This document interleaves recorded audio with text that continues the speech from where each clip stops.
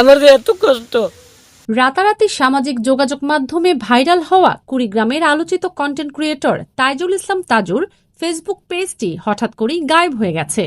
রোববার দুপুরের পর থেকে ফেসবুকে সার্চ করে তাজু ভাই 2.0 নামের পেজটি আর খুঁজে পাওয়া যাচ্ছে না।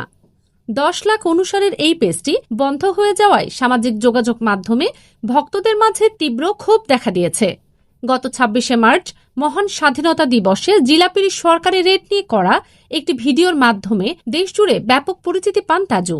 তার সহজ সরল উপস্থাপনা এবং গ্রামীণ জীবনের বাস্তব চিত্র তুলে ধরার ভঙ্গি দ্রুত মানুষের মন জয় করে।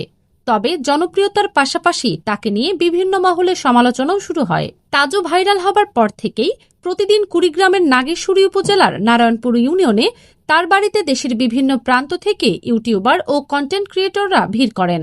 এতে তার ব্যক্তিগত ও পারিবারিক জীবনে অস্বাভাবিক চাপ তৈরি হচ্ছিল বলে স্থানীয়রা অভিযোগ করেন।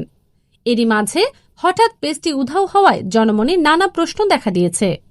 পেজ গায়েবের বিষয়টি নিশ্চিত করেন তাজু ভাই টিমের সমন্বয়ক ও স্থানীয় ইউপি সদস্য কবিরুল ইসলাম।